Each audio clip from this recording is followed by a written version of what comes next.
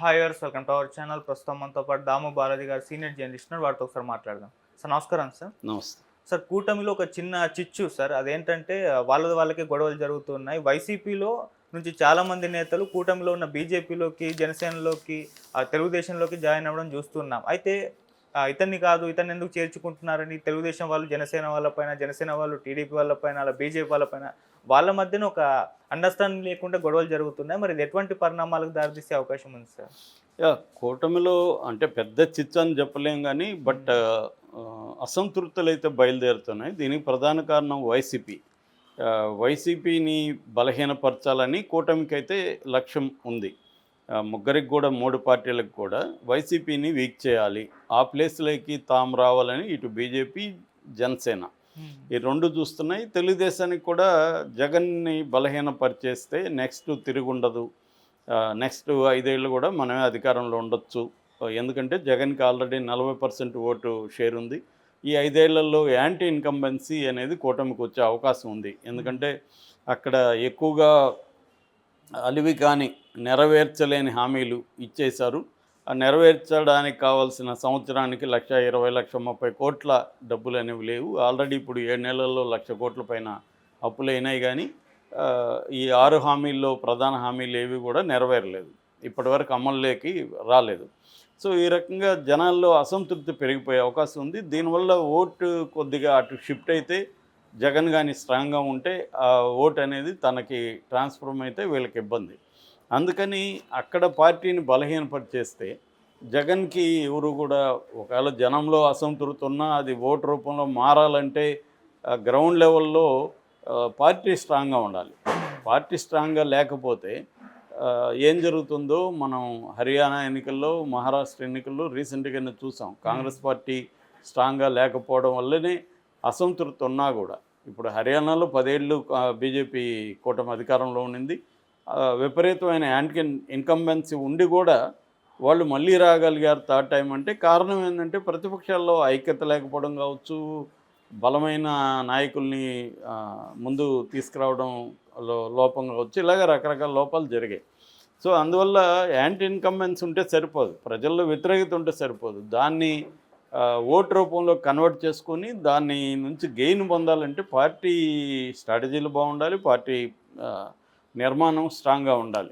అక్కడ జగన్ని కానీ మనం దెబ్బతీయాలి, జగన్ పార్టీని నిర్వీర్యం చేయాలి, జగన్ని మోరల్గా ప్రజల్లో డిమోరలైజ్ చేసేయాలి.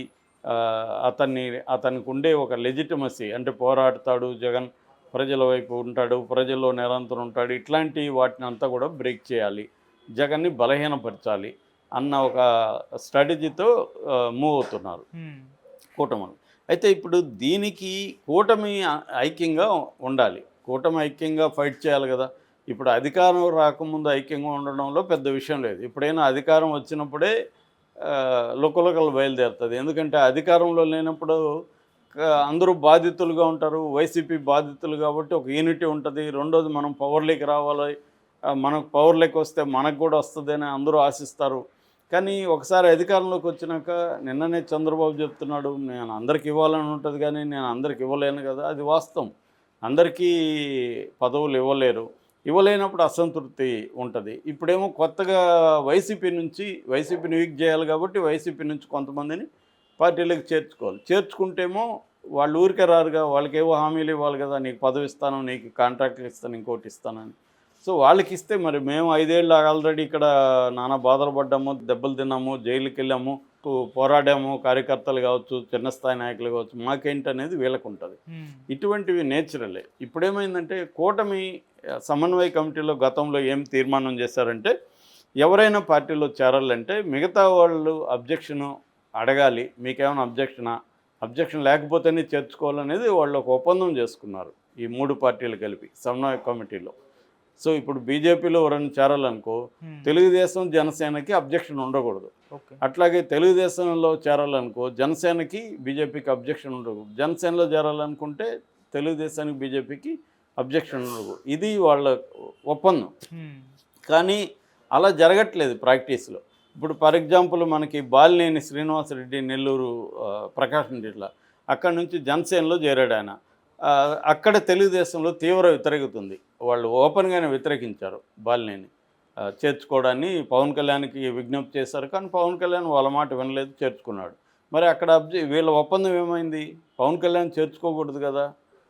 అట్లాగా చాలా విషయాల్లో పవన్ కళ్యాణ్ బాలినేని, సామినేని ఉదయభాను, రీసెంట్గా గంజి చిరంజీవి మంగళగిరి గంజి చిరంజీవి సాక్షాత్తు లోకేష్ మీద పోటీ చేయాలనుకున్న వ్యక్తి గంజి చిరంజీవిని చేర్చుకోవడం కూడా ఎవరికి ఇష్టం లేదు అక్కడ, కానీ పవన్ కళ్యాణ్ చేర్చుకున్నాడు.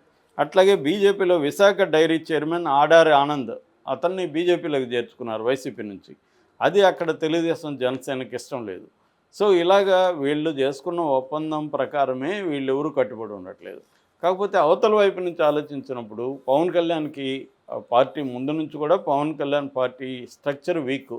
ఆయన తప్ప ఒక గణనీయమైన నాయకులు వేళ్ల మీద కూడా లెక్కించలేనంత తక్కువ మంది ఉన్నారు. ఓకే. సో పార్టీ పటిష్టంగా లేకపోతే రేపు ఆయన ఆయన గోల్ ఏంటి? ఆయన సీఎం కావాలనేది పవన్ కళ్యాణ్ గోల్. ఎవరినో సీఎం చేయడానికి ఆయన లేడు కదా. ఇప్పుడు అవసరం కాబట్టి, ఆయనకి మ్యూచువల్ అవసరాలు ఉన్నాయి కాబట్టి ఆయన చంద్రబాబు సీఎంగా ఉండాలని ఒప్పుకున్నాడు.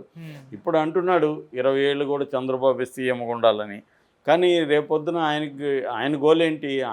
చంద్రబాబు సీఎంగా జీవితాంతం ఉండాలని అంటున్నాడు అంటేనే అక్కడే ఫిట్టింగ్ ఉంది. అంటే లోకేష్ అవ్వకూడదని.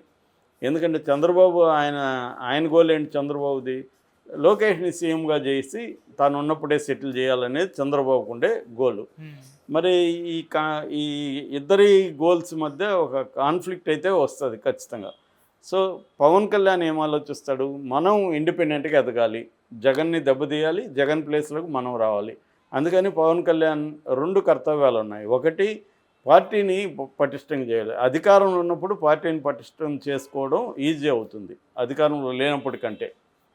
ఎందుకంటే నీకు అధికారం ఉంది కాబట్టి ఎవరైనా కూడా పార్టీలో చేరడానికి ఉత్సాహం చూపిస్తారు. బలమైన స్థానిక నాయకులు పార్టీలో ఉండడం అవసరం.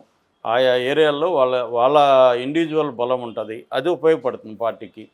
సో అందుకని పవన్ కళ్యాణ్ ఎక్కువగా చాలామంది ఏంటంటే తెలుగుదేశంలోకి, వైసీపీ నుంచి తెలుగుదేశంలోకి వెళ్ళడం వైసీపీ వాళ్ళకి కూడా ఇబ్బంది. ఎందుకంటే వాళ్ళు ఎక్కువగా తెలుగుదేశం వాళ్ళ మీదనే దౌర్జన్యాలు చేయడం, దోపిడీలు చేయడం, వాళ్ళ ఆస్తులు ఇబ్బంది గురి చేయడం, దోపిడీలు చేయడం ఇవన్నీ చేశారు.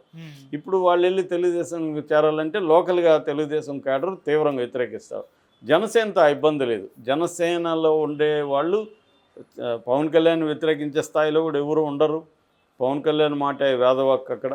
కాబట్టి జనసేనలోకి వెళ్ళడం వాళ్ళకి రిలేటివ్గా ఈజీ అనమాట. అందుకని ఎక్కువ మంది జనసేనలోకి వస్తున్నారు. రెండోది కుల బేస్ చూసుకున్నప్పుడు కూడా ఎక్కువగా కాపు సామాజిక వర్గం అంతా కూడా జనసేనలో చేరడానికే ఇష్టం చూపిస్తుంది. ఆ రకంగా పవన్ కళ్యాణ్ కూడా వాళ్ళనికి రెడ్ కార్పెట్ పరిచి వాళ్ళని రమ్మంటున్నాడు. ఓకే. సో ఇది తెలుగుదేశానికి ఇబ్బంది. తెలుగుదేశంలో చేరడానికి వీళ్ళు ఒప్పుకోరు కాబట్టి చేరరు. కానీ జనసేనలో చేరితే వాళ్ళకి ప్రొటెక్షనే కదా. అంటే ఇప్పుడు చాలామంది వైసీపీ నుంచి ఎందుకు వస్తారు? ఇక్కడ ఎవరికి ఇవాళ పొలిటికల్గా ఎవరికి ఏ ఐడియాలజీ లేదు. పైకి ఎన్ని చెప్పినా ఒకే ఒక ఐడియాలజీ అధికారమే. ఎవరికి ఏం ఐడియాలజీ లేవు. కానీ నాయకులకి ఏముంటుందంటే, ఒకటి అధికారంలో ఉన్న పార్టీలో ఉంటే వాళ్ళకి ఫస్ట్ ప్రొటెక్షన్ దొరుకుతుంది. వైసీపీలో ఉంటే ప్రొటెక్షన్ ఉండదు. వాళ్ళ మీద కేసులు పెడతారు, ఆస్తులు అని ధ్వంసం చేస్తారు, రకరకాలుగా వాళ్ళని ప్రెజర్ చేస్తారు. అందుకని వాళ్ళు పార్టీలోకి వచ్చేస్తే ఒక సేఫ్ జోన్గా పార్టీ మారిపోతుంది. అందుకని వాళ్ళు రావడానికి ట్రై చేస్తారు. సో తెలుగుదేశం గేట్లు మూసేసినప్పుడు ఇక్కడికి వచ్చేస్తున్నారు జనసేనలోకి. జనసేన గేట్లు ఓపెన్ చేస్తుంది.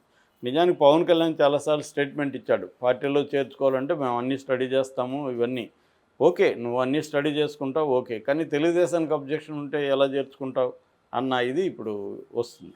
ఓకే. ఇది నిన్న చంద్రబాబు కూడా అడ్రస్ చేశాడు. చంద్రబాబు ఏమంటున్నా అంటే, కూటమన్నాకు ఎలాంటి ఇష్యూస్ వస్తాయి మేము పరిష్కరించుకుంటాము అంటున్నాడు. కానీ అంత ఈజీ కాదు అవి ఇప్పుడు. ఎందుకంటే వైసీపీ వాళ్ళు జనసేన డోర్లు ఓపెన్ చేసింది అన్నప్పుడు చాలామంది వచ్చేస్తారు. ఎందుకు? చంద్రబాబు ప్రభుత్వము వాళ్ళ మీద కేసులు పెట్టడం, వాళ్ళని ఇరుకును పెట్టడం చేస్తుంది. వాళ్ళంతా మెల్లగా జనసేనలోకి జంప్ అయ్యారనుకో, జనసేనలో ఉంటే కేసులు పెట్టడానికి లేదు కదా చంద్రబాబు. సో ఇలాగా ఇప్పుడు వైసీపీ వాళ్ళేమో కూటమి పొలిటికల్గా వాళ్ళని నాశనం చేయాలన్న ఇది కూటమికి ఉంది, వీకెండ్ చేయాలని. వైసీపీ వాళ్ళు వ్యక్తులుగా వాళ్ళు ఏంటంటే తమను తాము కాపాడుకోవాలంటే వైసీపీలో ఉంటే మనకి ఇబ్బంది కాబట్టి ఇటు రావాలంటే తెలుగుదేశం డోర్ క్లోజ్ అయ్యాయి కాబట్టి జనసేన డోర్ ఓపెన్ ఉంది, లేదా బీజేపీ లాస్ట్ ఆప్షన్.